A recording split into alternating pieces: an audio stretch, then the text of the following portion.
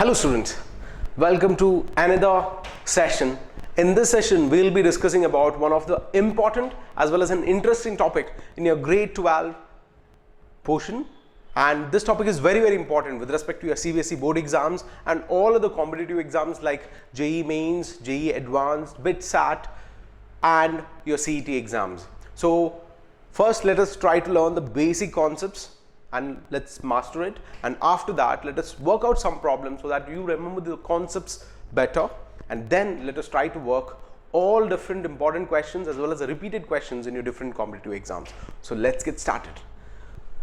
So first thing, what is the use? Why do we learn this topic?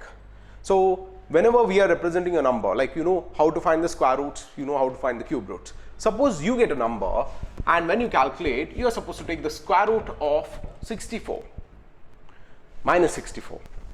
So we know we can take the square root of a positive number, but how do we write a square root of a negative number?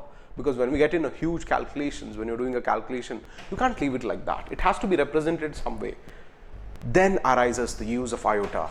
We have something called iota, which is represented by the symbol I, which is written as root of minus 1. So what is this? This is called iota and it's called root of minus 1. Now, how do we represent this root of minus 64 using iota? We write root of 64 into root of minus 1. So that becomes 8 into I. So I can represent root of minus 64 as 8i. In the same way, you have root of any negative number, it can be easily represented. Suppose I have root of minus 4i, minus 4, I can easily write it as 2i. So this is how we write root of any negative number. So with the help of iota, we can represent. But the next very important concept to learn about iota is the different powers of I. If we know different powers of I, it's very helpful for us to solve different complex numbers where we frequently encounter the different powers of I. Or we multiply two complex numbers, we also encounter the different powers of I. So let us now learn about different powers of iota. So we know the value of iota. So I'll write different powers of I. So if I'm writing I to the power 2, I know what is my I now. My I is represented by root of minus 1, right? Root of minus 1 is represented by I. So I know what is the value of I. So I square, I will write it as root of minus 1 into root of minus 1. I will write it as minus 1. So I to the power 2 is minus 1. So if I am writing I to the power 3, what happens to I to the power 3? I to the power 3 is nothing but I square into I.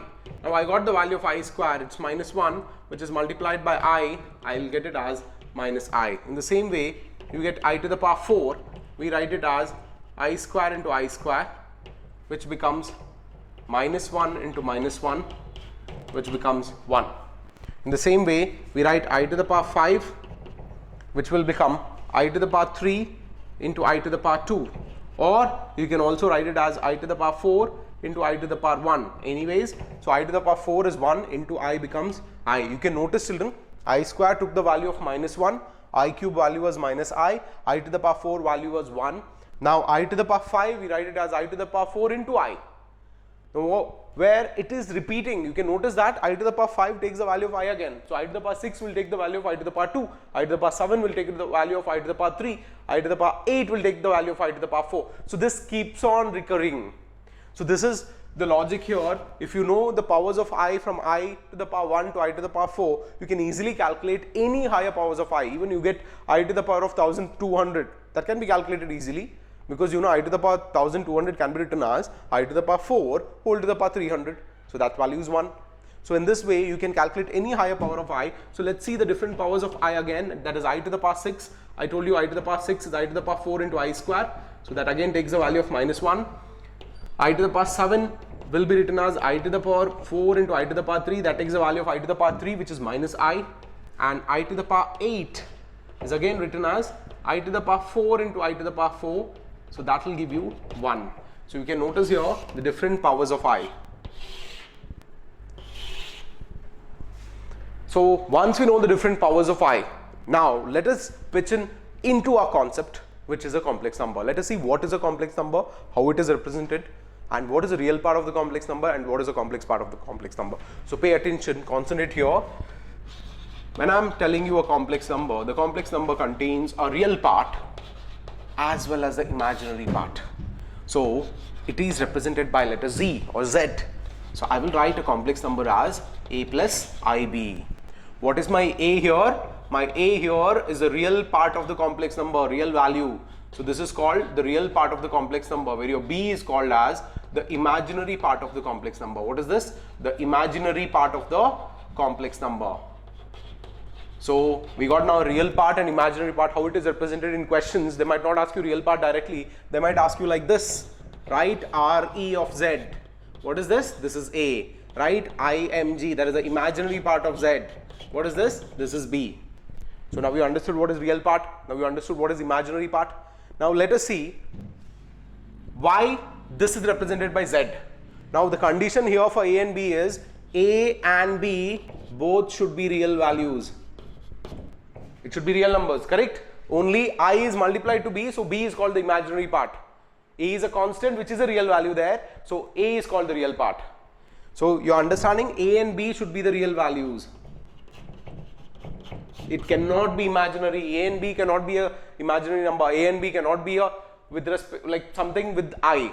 A and b has to be a real number. That's how we represent a complex number, a plus ib. Now we have a concept called modulus, or we call it amplitude.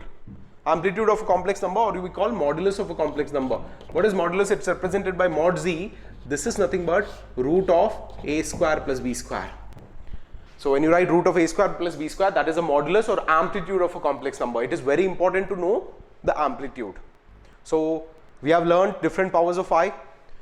We have studied about different forms in which a complex number can be represented. What is the real part? What is the imaginary part? We also studied about the modulus. Now it is very important to know what are the different operations that can be performed and how the operations are performed on a complex number. In brief, when we are talking about operation, let's take addition first. When you are adding two complex numbers, you can notice here, if suppose I have a complex number which is given by 3 plus 2i, let us take this as z1, and I'll take z2 as 4 plus I. Now, when you have complex numbers like this, if suppose I'm adding these two complex numbers, concentrate here children, z1 plus z2 if I'm finding, what you are doing, you will add the real part of the complex number with the real part of the complex number, then you will add the imaginary part with the imaginary part, then you will multiply it by I. So that's how we solve. So what we do, just like how we use in algebra, if you have x terms, you add x terms with x, y terms with y, then you write it. In the same way, the real part will be added with the real part. So I'll write 7 here, and here I'll be writing 3i. So this is your z1 plus z2, where I added 3 with 4, it becomes 7, 2 with 1, it becomes 3, so 3i. So same with subtraction also, the real part will be subtracted from the real part, imaginary part with the imaginary part. But when you're multiplying each and every concept. So in our next session, let us see how do we perform different operations on complex number, and let us work out some more problems so that you understand it better. So our next session will be on operations on complex number.